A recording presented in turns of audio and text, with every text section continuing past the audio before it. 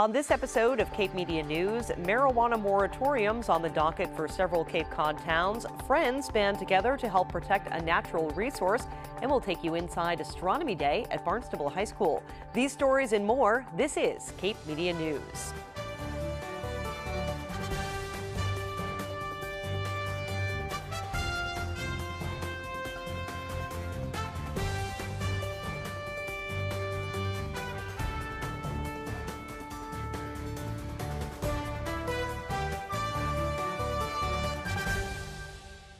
Hello everyone, I'm Sarah Colvin. You are watching Cape Media News, the local authentic television newscast for Cape Codders by Cape Codders. Well, we've been on the air for 1 week now and are happy to have you join us today. Stay up to date with us online. Just visit capemedia.org. Lots to come on today's show. We'll start in the town of Yarmouth. Students on their way to school were interrupted this morning when a bus and a Jeep Liberty collided. Yarmouth Police and Fire responded to the intersection of Regional and Station Avenue in South Yarmouth at about 7:16 this morning, where a school bus and a Jeep Liberty had collided. 15 students were aboard the bus that was heading toward Cape Cod Regional Technical High School in Harwich. 4 Dennis Yarmouth High School students were inside the Jeep Liberty. An investigation conducted by Yarmouth police officer Jeffrey Rivet found the 17-year-old driver of the Jeep had stopped at the intersection of Regional and Station, but then proceeded to go and struck the bus. The driver had a junior operator's license. No one else of legal age was in the vehicle. All 4 of the Jeep's occupants and 1 person on the school bus were taken to Cape Cod Hospital for evaluation. No one was seriously hurt. The junior operator was cited.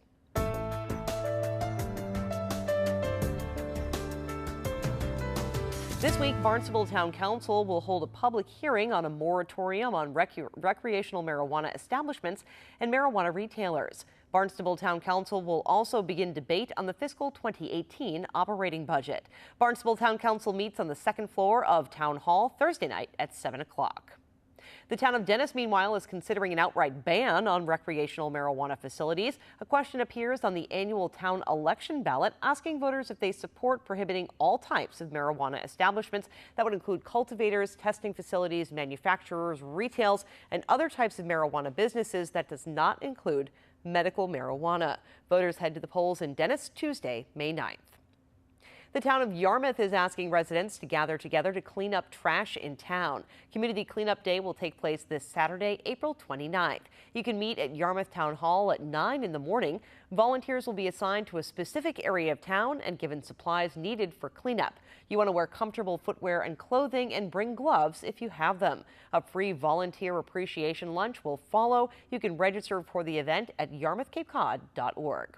Up next, friends band together to protect Bass River.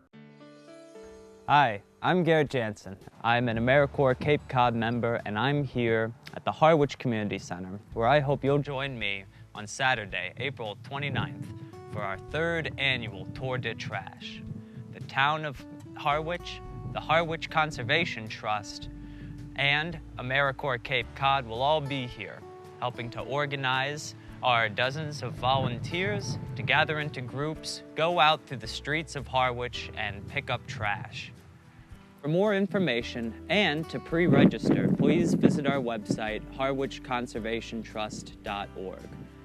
We're meeting here at 9:30, where you'll receive your handy pickers, vests, and garbage bags, and then taking to the streets. Lunch will be served at noon. We look forward to seeing you, and we very much look forward to seeing the Harwich streets clean and litter-free. Thank you. We'd like to thank our dedicated volunteers, especially Dave Callahan and Nancy Hip, who founded this event 3 years ago, as well as our partners, the town of Harwich and the Harwich Conservation Trust, and our donors, Stop and Shop, the Nauset Disposal Company, and the Hot Stove Saloon. Thank you so much, everyone, for your generous contributions and labor. A favorite spot for boaters, fishermen, swimmers, and others, Bass River passes through Yarmouth, Dennis, and Brewster. DeWitt Davenport, Bob Churchill, and Mark Anschutz share a lifelong love of Bass River. They formed a new organization to help inspire all who love this waterway to become actively involved in its preservation. Being on the water is very therapeutic to me, to be honest with you. And how I get on the water doesn't matter. Just the opportunity to be here. You can hear the birds in the background, you see the sailboats going by, and when you go up and down the river, you've experienced people wave. Everyone's happy. It's a wonderful place. We've noticed a change in the river and the ecosystem over the years, but it took scientific data to prove that we have an issue here, primarily nitrogen that you spoke of. With respect to that, it's taken decades to get the elevated levels to where they are today. It isn't going to change overnight. It's going to take a lot of change in human behavior to help reduce those levels at just one little increment at a time. Nutrients going into the water, nitrogen in particular, fertilizers, phosphates, trash, and so our mission is to educate, collaborate, and preserve. A recent study of the Bass River shows that levels of nitrogen must be reduced by nearly 47%. The Friends of Bass River aim to educate the public to help preserve the river. This involves thousands of people who are in that watershed of Bass River and getting to them with rational information about the state of things and things that they can do, the sort of things they put on their lawn. Being aware of pollution in the river by people dropping trash and the like into it. There's all manner of things that if people understand, they can do to respond to this issue. There are so many fine organizations, and I must say we've spent a lot of time studying those organizations and taken a great deal away from them, and we so look forward to the collegiality with the county, with the state, with the various towns involved, and then with all of these grand organizations that recognize the same things we recognize. I think the three of us are a little sad that we didn't start this earlier in Bass River, because this is a mighty waterway on Cape Cod. This is not small business. This is a big river. Currently, the Friends are looking for staff, including an executive director. You can learn more at friendsofbassriver.org. Coming up next, we'll take you inside Astronomy Day held this morning at Barnstable High School. Today we are laying out the third issue of the Cape Mead Field Guide, which is Love Live Local's annual guide to having an authentic experience on Cape Cod. So we consider it the truly locals perspective, kind of going up and down the Cape and experiencing local businesses and trying local food products. We truly believe that Cape Codders can explore our home as much as visitors can explore our home. Every business that is highlighted in Cape Mead Field Guide has to be a Cape Cod owned business, but to be listed, you have to either be a maker or a producer or grower on the Cape, or you can also be included with a listing if you are a store or a market who consistently supports those makers and growers. Economically speaking, the money that is spent at a locally owned store, more of it stays in our community than if you spend money at a national chain or if you shop online. People really do carry it around for the year, locals, visitors.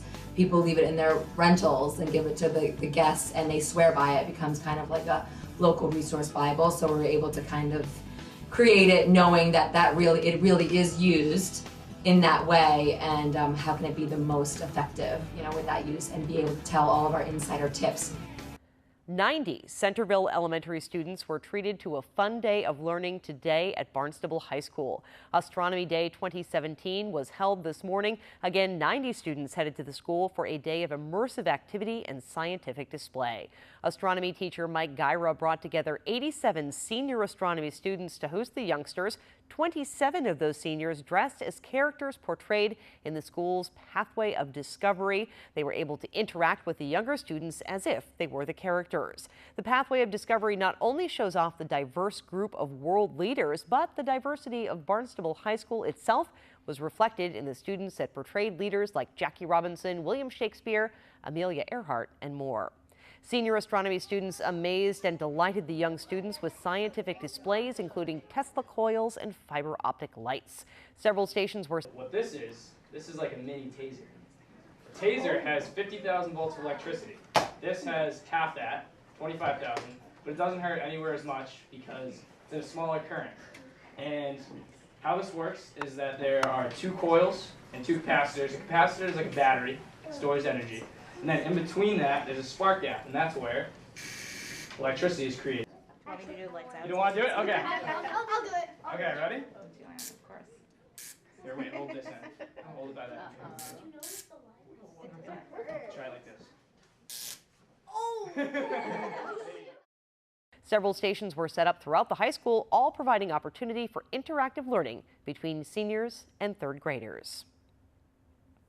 The Hyannis High Arts Artist Shanties are opening for the season on Friday, May 5th for weekends and for full weeks in mid-June. The Shanties feature local artists on a rotating basis, offering wares ranging from jewelry to paintings to pottery to photography to fabric arts to so much more. The Shanties are located at Bismore Park at Hyannis Harbor.